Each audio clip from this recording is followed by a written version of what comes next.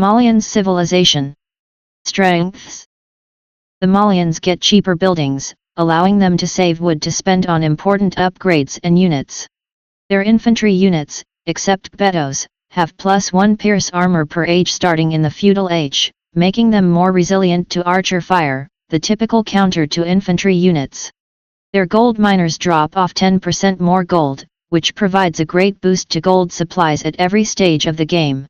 Their oyster gatherers drop off 10% more gold, while their fishing ships do not, so it is better to gather oysters with villagers only.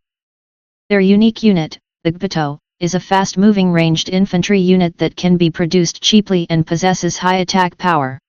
The unique technology Tigui allows town centers to fire +8 arrows, even without garrisoning units, thus making their economy more defendable against raids. Farimba, their Imperial Age unique tech, boosts melee cavalry attack by +5, though this equates to +3 since they lack blast furnace, and makes their light cavalry, cavaliers, and heavy camel riders powerful attackers. Their monks are also solid, only lacking illumination. Weaknesses. Bracer is missing from the blacksmith, reducing their archers and towers' power and range, and the latter also lacks bombard tower. Farimba more than makes up for the loss of blast furnace for their cavalry. However, their infantry receive no compensation. Additionally, the lack of halberdier also leaves their infantry without much fire power. The Malians have a full archery range up until the Imperial Age, where they lose out on both Bracer and Parthian tactics. While the Malian navy appreciates their economy early on, by the late game, the lack of shipwright, galleons, and Bracer means they usually fall behind. Strategy. In the early game, the wood discount on buildings gives the Malians a lot of extra wood to be spent on archers, farms, or more buildings. The Malians only need 254 wood to create 4 houses, a lumber camp, and a mill, instead of the typical 300 wood. Their gold bonus also helps their archer production. Alternatively, the extra pierce armor on their men-at-arms makes it possible to use them through the Feudal Age. Not much changes in the Castle Age in the archer and infantry departments. Knights and monks are also great options that the Malians can use. In fact, the Malians have access to every single Castle Age technology, apart from gambesons, which is compensated by their infantry pierce armor bonus. Tigui is a good technology for discouraging raiding thanks to its cheap cost and sizable effect. The Gbeto is another great option, as the high movement speed and attack power make it good for a variety of roles. They can be used for hit-and-run tactics, harassing the enemy economy, or providing supporting fire for the rest of the Malian army. The Malians have a plethora of late-game options. Unfortunately, the lack of Bracer hurts their archers and navy, though their hand-cannoners do possess full upgrades. Their infantry also falls off without blast furnace or halberdier, though champions remain a threat. Their cavalry on the other hand will benefit greatly from Farimba's attack bonus. While their cavaliers are not as good as paladins, they are still ahead of most civilizations' best cavalry option. Their light cavalry are better than generic hussars and their heavy camel riders are some of the best in the game. Their siege is serviceable thanks to bombard cannons and siege onagers. Their late game can be gold intensive, but their gold bonus comes in handy once again, as their gold mines have a larger payout. On a water map, the Malian player should establish early naval dominance, as their late-game navy is decidedly average due to a lack of the shipwright, fast-fire ships, and elite cannon galleon technologies. The Malian wood discount bonus on buildings helps greatly in building cheaper docks and amassing ships. Strategy changes in the definitive edition. As with most civilizations in the game, they now have access to the new Barracks technology supplies, which reduces the cost of the militia line by 15 food. Since Malians have infantry that resist arrow fire better, this addition is helpful for making infantry rushes more viable in the early game and making champions easier to mass in the late game. Regarding their navy, they now have access to fast-fire ships, but lose access to galleons, giving them a more useful warship, since they lack Bracer. Since update 42848, the Gbeto fire delay was reduced from 1.2 to 1.0, making them easier to micromanage. Alliances. The Malians are strongest in the flank position, as their infantry rushing capabilities and high mobility units can simultaneously protect pocket players and attack the enemy team. Their cheap buildings and free gold mining upgrades make them an excellent sling civilization in sling strategies. They function best as a cavalry civilization due to their lackluster archers. Advantages vs other civilizations. The Gbeto, being an infantry unit with range and fast attack and fast movement speed, can effectively raid enemy towns, so civilizations with poor defenses may have trouble against them. Gbetos are also able to hit and run slower units like other infantry, siege, and elephants.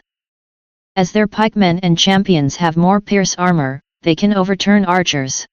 In the case of their pikemen, this buff makes them a more effective counter against cavalry archers, so archer or cavalry archer civilizations will have a harder time dealing with Malian infantry. Farimba boosts the attack of cavalry. Even though they lack the hussar and paladin upgrades, they are very strong.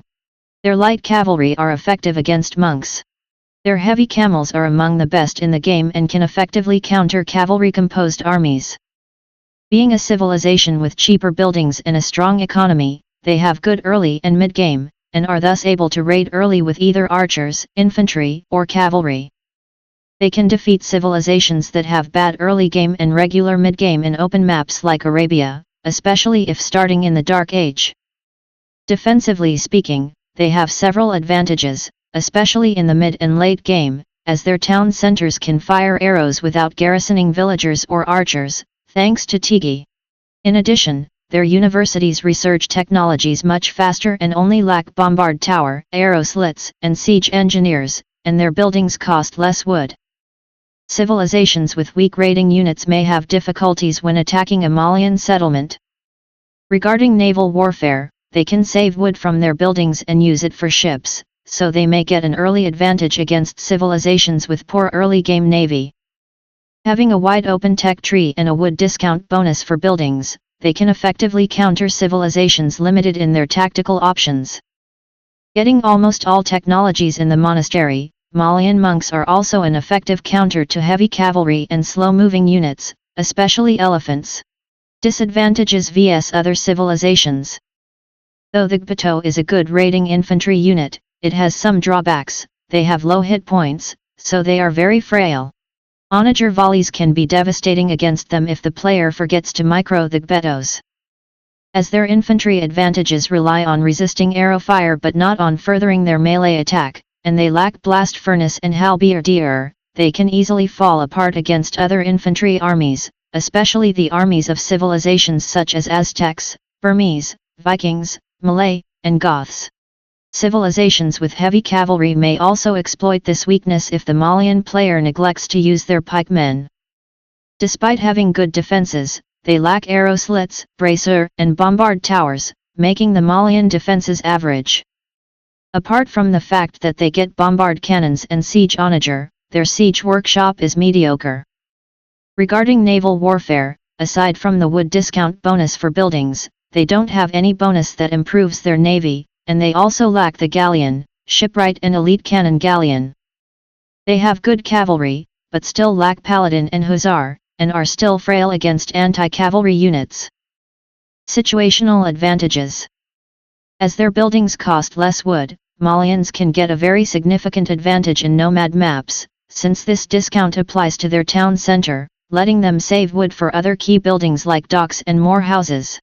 In Imperial and post-Imperial starts, as their Tigui technology will be already researched, this may give them a second advantage at nomad maps if they placed their town center near the town center of an opponent. As soon as they complete it, it will fire arrows at their opponent.